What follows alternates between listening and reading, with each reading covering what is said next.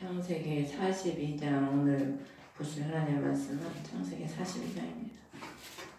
오늘 유튜브에 잠깐 보는데 제목이 탁 끌리잖아요. 유튜브는 뭐 종말 백초전 불두덩이가 그림에 쫙 타오르고 종말 백초전 그러더라고요.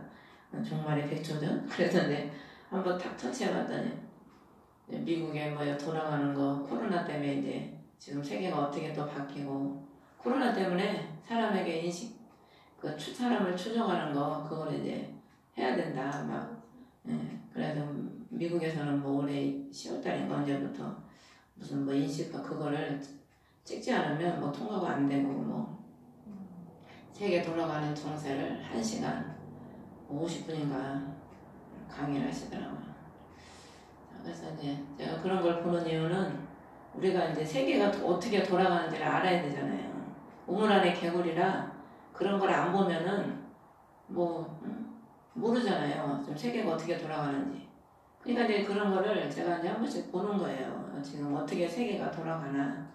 또 천주교 로마 교황청하고 이런 데가 어떻게 돌아가나 그런 걸 이제 우리가 알아야 또 성경에 비춰보고 시대가 어떻게 흘러가는구나. 이스라엘과 미국의 어떤 그런 관계, 이런 세계의 그 역사 돌아가는 걸 알아야 시대를 분별할 수 있기 때문에 그런 걸 이제 가끔 이제 보는 거죠. 보고 이제 들으면서 분별을 하면서 말씀에 또 비춰보고 그런 거를 얘기하는 분들은 대부분 다 보면 말은 결론은 똑같아요. 결론은 이제 주님 오신 날이 얼마 남지 않았다. 이제 환난이 임박했다. 결론은 이제 그건데 우리가 그 말만 뭐 전적으로 뭐 믿기보다는 우리가 또 기도하면 주님이 말씀하시고 시대에 돌아가는 걸 보면서 이제 알 수가 있는 거죠. 그래서 또 너무 종말이 다 됐다 거기에만 또 우리가 깨어서 늘 기도하고 그것을 잊지 않아야 되지만은 또 너무 그것만 또 생각하고 있으면은 뭐 이렇게 하고 싶은 의욕이 없잖아요. 저도 솔직히 호수대 4년 전에 갔잖아요. 그때는 또 고민이 되더라고요. 처음에 갈 때는 이거 주님 오신 날이 가까우는데 가야 되나 말아야 되나 뭐 내가 이거 갈 필요가 있나 그랬는데 벌써 4년째잖아요. 근데 이제 올해면 끝나는데 내년 이제 또 이제 대학원이 좀 있잖아요. 그래서 대학원은 또 등록금도 뭐 배나 더 비싸지, 배에서 더 비싸죠 뭐. 근데 또 이거 비싼 돈을 주고 내가 가야 되나 말아야 되나 또 기도하면서 이제 또 성령의 인도하심에 따라 이제 해야죠. 그래서 이제 우리가 시대에 따라서 그런 걸 잘 분별해서 또 우리가 받아들일 건 받아들이고 내가 분별해야 될 건 분별을 하고 말씀에 비춰서 그렇게 우리가 깨어서 기도하면서 가야 되겠죠.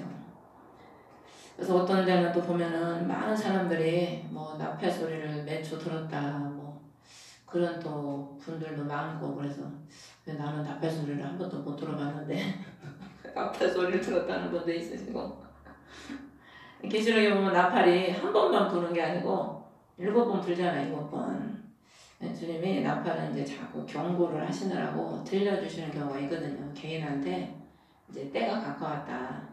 물론 뭐 종말에 와서 나팔이 불려질 수도 있지만은 이제 깨어라.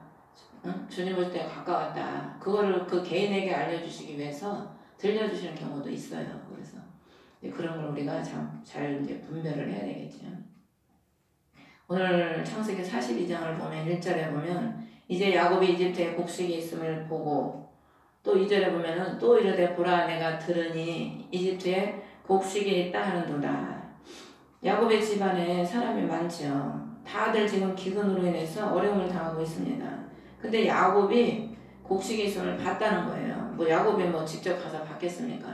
그리고 들었다는 거예요. 제가 이걸 보면서 이 사람이 기근 때 어려울 때 기도하는 사람, 깨어있는 사람이 그것을 보는 겁니다. 그 현상을 보고 사태를 보고 또 그 어려움을 해결할 수 있는 그 방법을 제시해 주지요. 영적으로 깨어있지 않고 영적으로 우리가 예민하지 않으면요 볼 수 있는 눈이 없어요.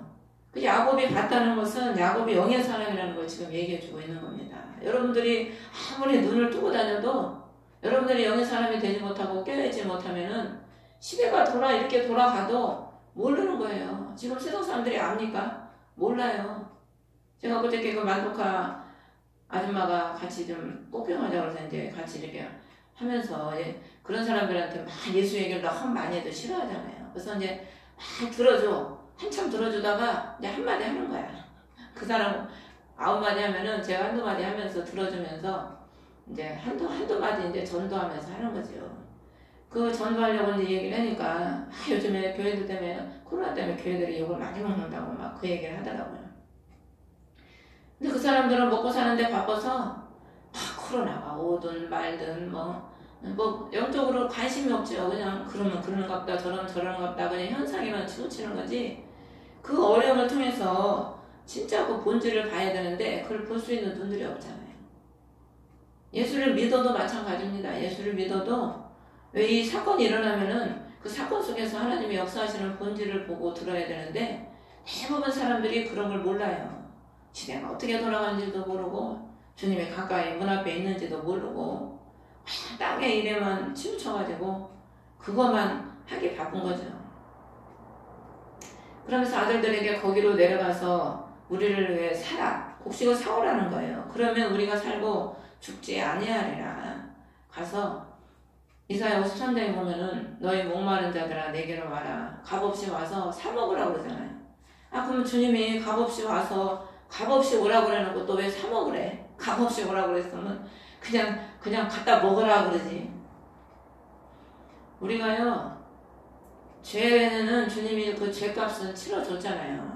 주님이 죄값은 대신 치러줬지만은 우리가 그리스도를 내 것으로 삼고 천국을 내 것으로 삼으려면은 우리가 믿음과 그만큼의 믿음의 행함이 필요합니다. 거저 되는 게 아니에요. 아무런 수고 없이 천국이 거저 주어지는 게 아니라니까.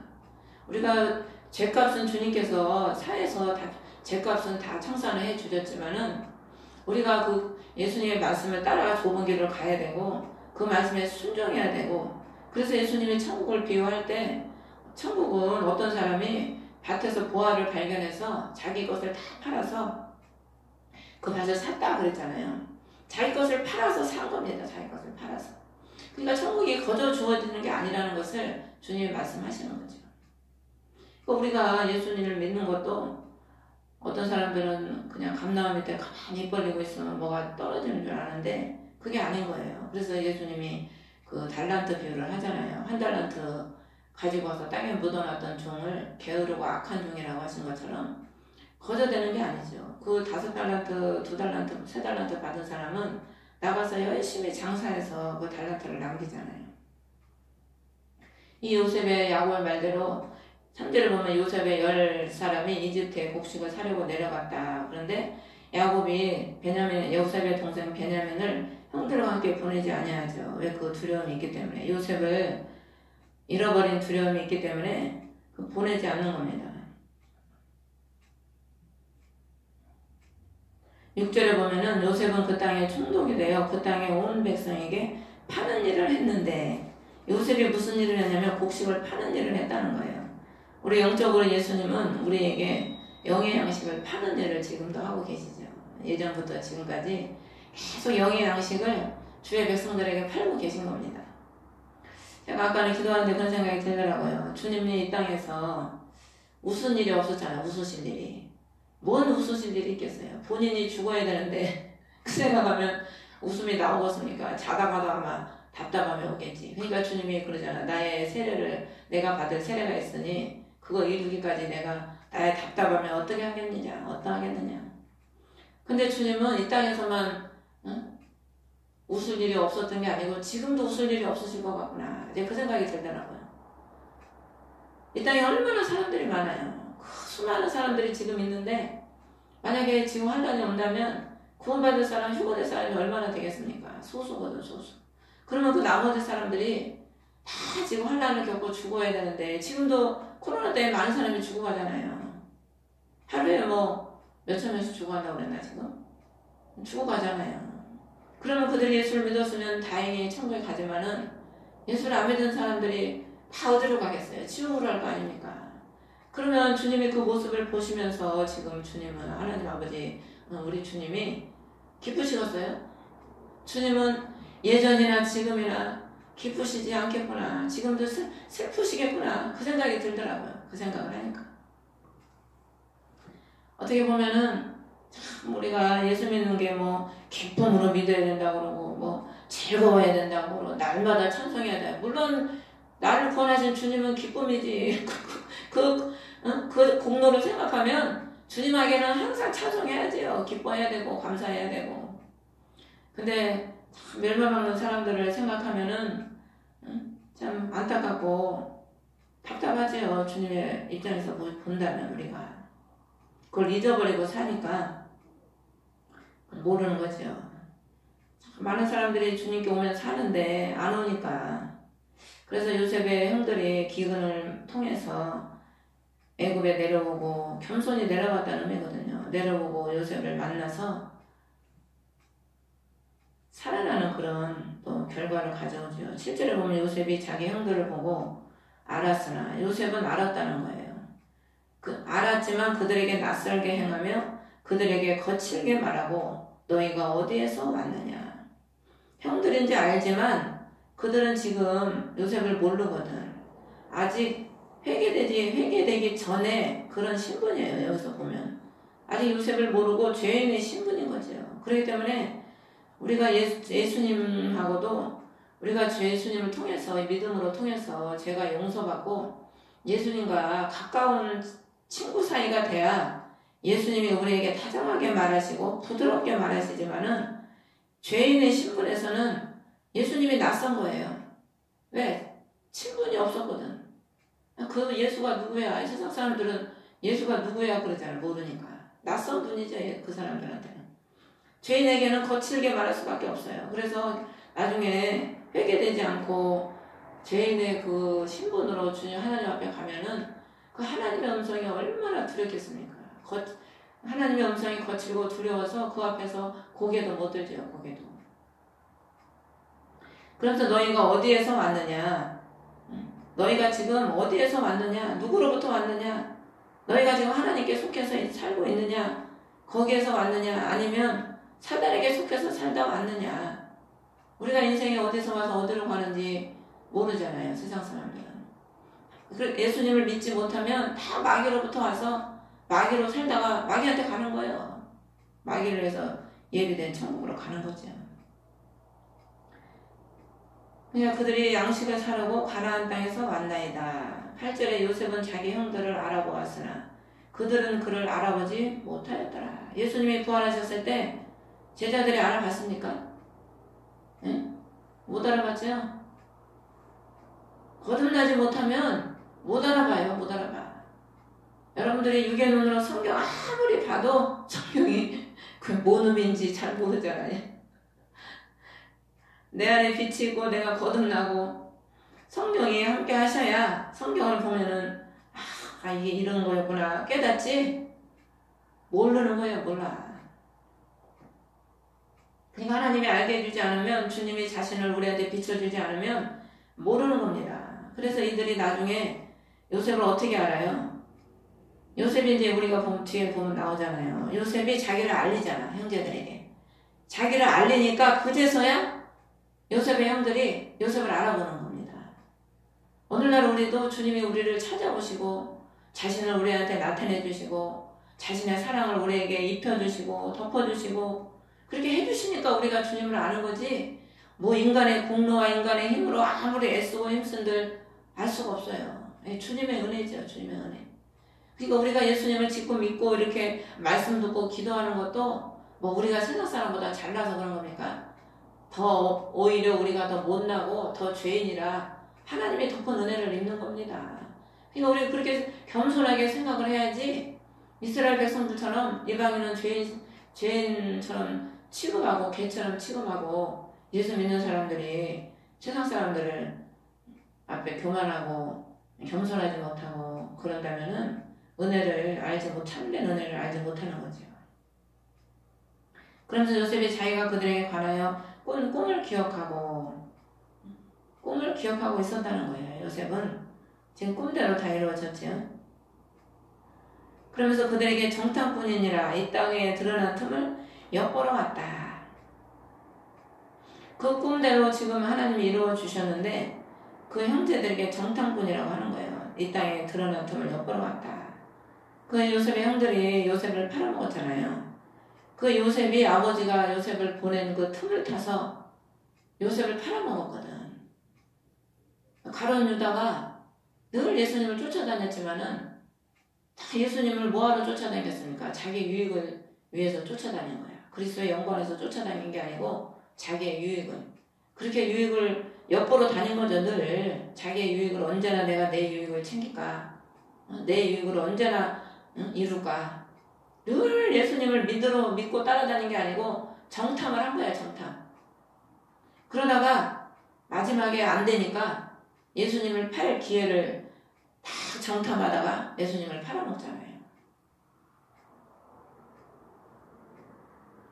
지금 이들의 신분이 그런 신분이라는 거죠.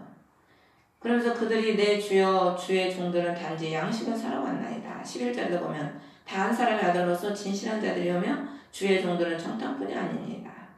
그런데도 요셉은 이 땅에 드러난 틈을 엿보러 왔다. 그러니까 13절에도 주의 종들은 12 형제로서 가나안 땅에 있는 한 사람의 아들들이니이다. 이 보면 주의 종들 계속 주의 종들 3번이 나오죠. 전에 팔아먹었던 형들은 종이 되고 팔렸던 요셉은 주가 됐어. 주. 세상은 섬김을 받으려고 하는데 예수님은 섬기는 자를 높여주신다고 했습니다.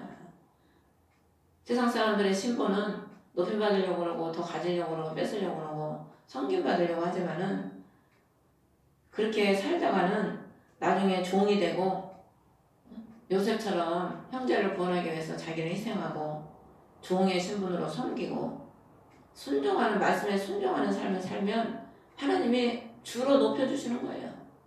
머리 되게 하시고 꼬리 되지 않게 하시고 위에 있게 하시고 아래에 있지 않도록 하나님은 그렇게 만드시죠. 그러면서 애들이 뭐라고 하냐면은 우리 아버지와 함께 있고 지금 10명이 왔잖아요. 그러니까 이제 12명이었었는데 10명이 왔으니까 2명이 없는 이유를 지금 말하는 겁니다. 13절 마지막 틈에 보면 하나는 우리 아버지와 함께 있고 또 한 명은 없어졌나이다.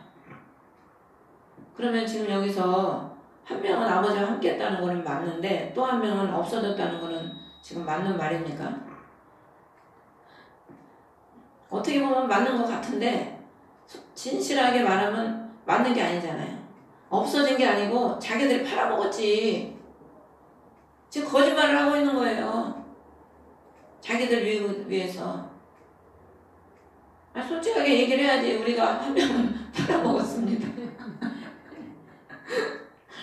근데 솔직하게 말 안 하고 자기들의 죄를 싹 감추고 없어졌습니다. 지금 자기를 팔아먹은 요셉한테 지금 그걸 이루고 있는 거예요.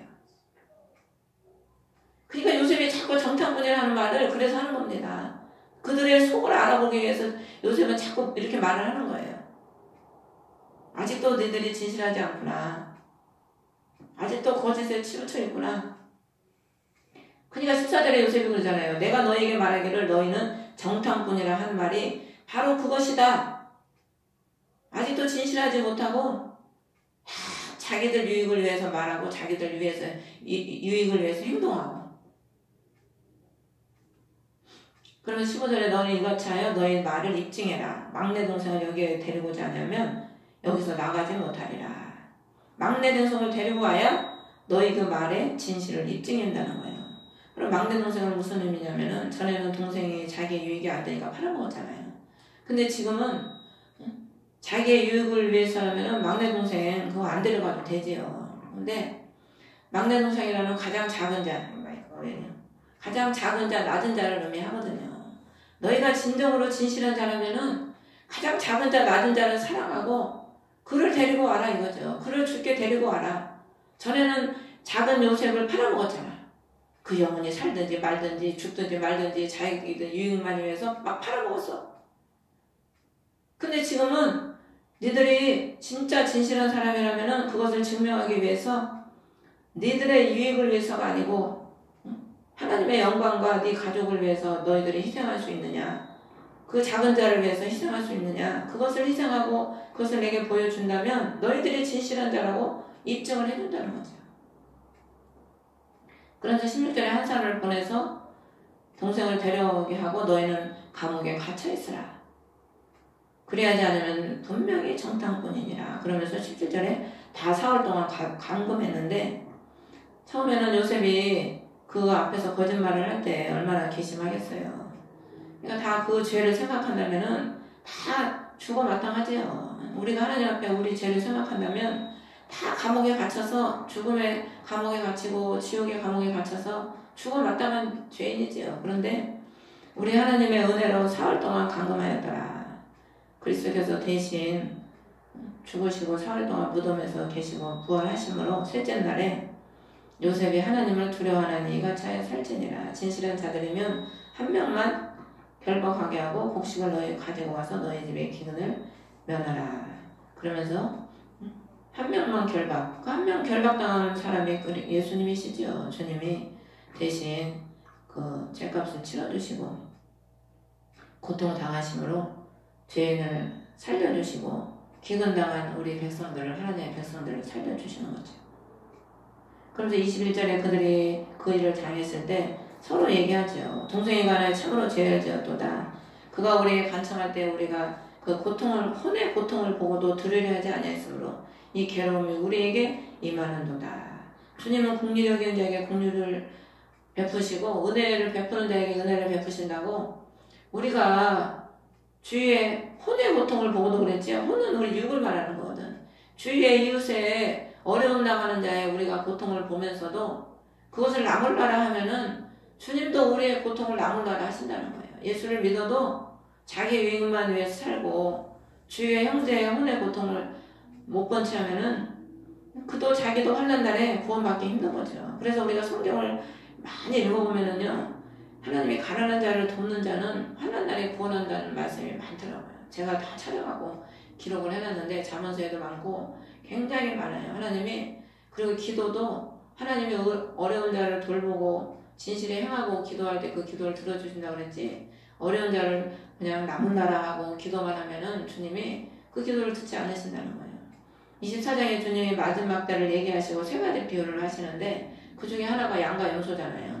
그 양과 염소는 병든 자, 약한 자, 벗은 자를 나물라라 하고, 양은 벗은 자, 감옥에 갇힌 자, 병든 자, 돌아본 자들. 주님이 그래서 그 말씀을 하시는 겁니다. 우리가 행한 대로 주님이 보상하시는 주님이시죠. 르우벤이 그러지요. 죄를 짓지 말라 하지 않았냐. 그래 너희가 들으려 하지 아니하였느니라. 그러므로 보라 우리에게 그의 피도 요구하는도다. 예수님이 죽으실 때 유대인들이 뭐라고 소리쳐요? 응? 그의 피값을 우리에게 돌리소서. 죽이면서 그의 피값을 자기한테 돌리라는 거야. 자기와 자기 후손들에게. 죄를 짓지 말아야 되는데, 그리스도를 죽이는 죄를 짓지 말아야 되는데 듣지 않는 거예요. 우리가 불신이 그리스도를 죄를 짓는 거잖아. 불신의 사람은 말씀에 순종도 안 해요.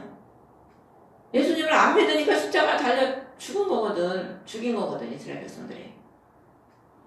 그 피값을 요구하는 거예요. 그들에게 피값을 주님이 요구하시죠. 결국에 예수를 믿으라 해도 듣지 않는 사람은요, 하나님의 주님께서 그 피값을 나중에 자신이 당하는 겁니다. 그래서 자신이 구원을 못 받고 고난을 당하게 되는 거죠. 이 소리를 들을 때 요셉이 24절을 보면은 그들을 떠나서 몸을 돌이켜 울고 울었다는 거예요. 울어. 요셉의 마음이 연단을 통해서 주님의 마음을 가진 거죠. 주님의 마음을 가졌으니까 자기를 팔아먹은 그 형들이 자기를 팔음으로 인해서 요셉이 얼마나 고난을 받았습니까? 눈물의 세월을, 요셉도 답답한 세월을 보냈잖아요. 그럼에도 불구하고 하나님의 그 은혜를 알고 역사를 아니까 그들을 정죄하기보다 불쌍히 여기고 우는 거예요. 우리가 주님의 마음을 가지면 나를 괴롭게 하고 힘들게 하는 사람일지라도 미워하는 마음이 들기보다는 불쌍히 여기는 마음이 들어요. 그게 주님의 마음이죠. 우리도 죄인인데 주님이 우리를 용서하시고 불쌍히 여겼는데 우리가 우리한테 조금 대적하고 우리 마음에 안 들고 우리한테 그렇게 한다고 그를 대적하고 똑같이 대적하고 미워한다면은 그 주님의 마음이라고 할 수가 없죠. 요셉은 가서 물고 다시 와서 그 중에서 시므온을 취하여 그들의 눈앞에서 결박하였더라. 왜 많은 형제 중에서 시므온을 취했겠어요? 시므온은 자네하는 칼이라고 했어요. 자네하는 칼. 그 자기 동생 여동생 디나의 사건 때 보면 시므온과 레이가 칼을 가지고 가서 그 족속의 사람들을 다 쳐 죽여버리거든. 그래서 야곱이 창세기 50장에 레이와 시므온은 자네하는 칼이라. 혈과 육이 가득한 거예요. 죽이는 자. 그러니까 하나님이 그 죽이는 그 잔인한 혈기 그것들을 주님이 결박을 하시는 거죠. 십자가에서 결박을 하시는 거죠. 그렇게 해서 시므온이 결박이 되고 25절에 보면은 그들은 자루에 채우고 곡식을 그들의 자루에 채웠다는 거예요. 그들이 자루를 얼마큼 가지고 왔냐에 따라서 그 자루에 따라서 채워주는 겁니다. 우리가 얼마만큼 주님 앞에 내 자루를 준비하느냐에 따라서 주님은 채워주셔요.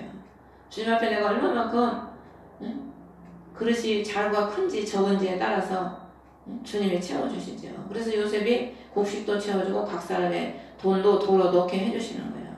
그리고 길에서 먹을 필요한 양식까지 부족함이 없도록 주님이 다 채워주시는 거죠. 우리가 주님 앞에 헌신하고 희생하는 것 같아도 주님은 다 그걸 주님이 뭐 받아먹습니까?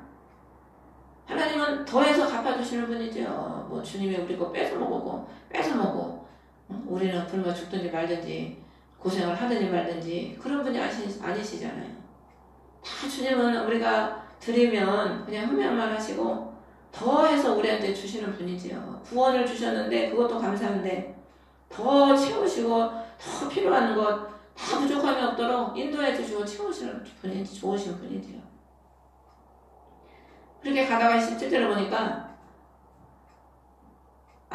나귀에게 먹이를 주려고 자루를 풀었더니 돈을 발견하고 28절에 보면은 돈을 덜어넣었도다. 보라 돈이 자루에 있다. 그러면서 기진하며 서로 이르되 행하신 일이 도대체 무엇이냐. 요셉을 모르니까 지금 이 일이 무슨 일인지 알 수가 없는 거죠. 요셉을 모르니까. 자기 동생인지를 모르니까.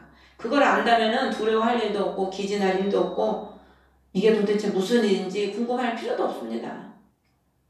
우리가 주님을 알고 주님의 뜻을 알면은요. 어떤 일을 만나도 기진할 필요가 없어요. 환난이 닥친다고 해도 절망할 필요가 없죠. 주님의 구원하시는 분이라는 걸 안다면. 그걸 모르니까 못 믿으니까 두렵고 기진하고 낙심하고 좌절하고 어떻게 하나 어떻게 사나 그렇게 고민하고 그렇게 되는 거죠. 돌아와서 모든 일을 야곱에게 고하고 30절에 보면 그 땅의 주 그 사람이 우리에게 거칠게 말하고 우리를 그 나라의 정탐꾼으로 여기기에 33절에 보면 그 나라의 주 왕이라는 거예요. 옆에 한문이 써졌죠. 왕이라는 말이거든요. 근데 요셉이 왕입니까? 아니잖아요. 이집트 파라오가 왕이지. 이건 뭘 말하냐면 그 땅의 주라는 것은 그리스도의 백성의 심령의 주라는 겁니다. 주의 백성들의 심령의 주. 주의 백성들의 주가 되시고 그 주님의 나라가 이 땅의 주가 바로 그리스도시죠. 그리스도. 그렇기 때문에 아무리 원수마귀가 이 땅을 집어삼키려고 하고 하나님의 백성을 삼키려고 해도 그 땅의 주는 그리스도시고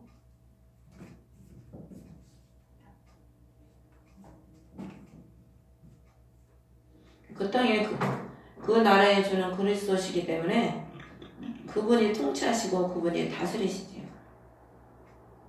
그러면서 있었던 사건을 다 얘기를 하죠. 얘기를 하면서 막내 동생을 데리고 오면 진실한 자임을 알고 34절에 그러면서 너희 형제를 너희에게 건네주리니 이 땅에서 거래를 하리라.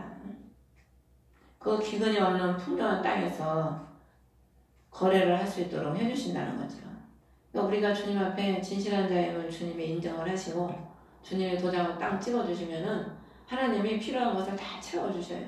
근데 우리가 아직까지 볼 때 하나님이 보실 때 쟤는 아직 돈을 주면 안 돼.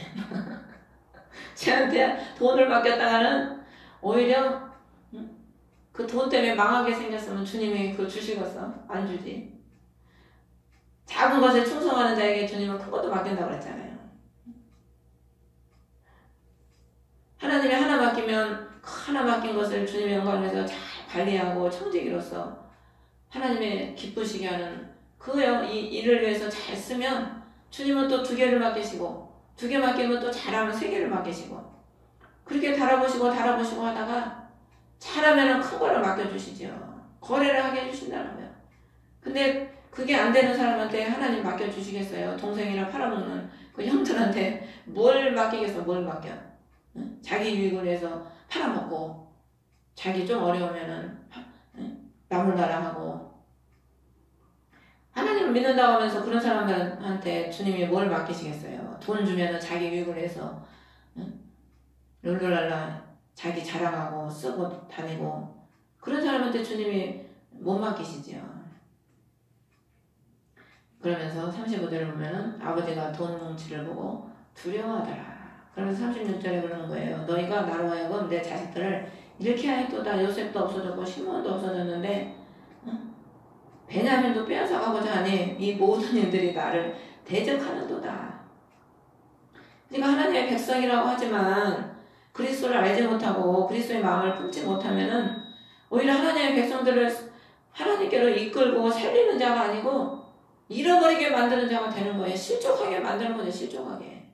목회를 한다고 하면서도 영혼을 살리기보다 실족하게 하는 사람이 얼마나 많습니까? 이래저래 실족하게 하는 사람들이 많아요. 이단에 빠져서 실족하게 만드는 사람, 물질을 통해서 실족하게 만드는 사람. 참 우리가 신앙생활 하다 보면은 주위에서 그런 사람 많이 보잖아요. 누구 때문에 실족하고 누구 때문에 낙심해서 교회 떠나고 누구 때문에 교회를 떠나게 되고 이단 목사님 때문에 떠나서 이단으로 가버리고 그런 얘기가 수두룩해요. 참 하나님은 대적하는 자가 되는 거죠. 영혼을 살리라고 맡겨놨더니 하나님의 자식들을 다 빼앗아 마귀한테로 빼앗아가고 하나님을 오히려 대적하는 그런 사람이 되는 거죠. 그래서 르우벤이 37절에 아버지에게 말하기를 내가 그 아버지께로 데려오지 아니하거든 내 두 아들을 죽이소서. 그를 내 손에 넘겨주소서. 내가 그를 다시 아버지께로 데리고 돌아오리이다. 그렇게 간곡하게 부탁을 하는데 38절에 야곱이 내 아들은 너희와 함께 내려가지 아니하리니 그의 영이 죽고 그만 흘러나갔도다. 예수님은 재림하실 때 누구와 함께 내려오시냐면은 거듭나지 못한 그 사람들과 내려오시는 게 아니고 휴거돼서 거듭나서 그리스도의 신부가 돼서 휴거된 사람들과 백마를 타고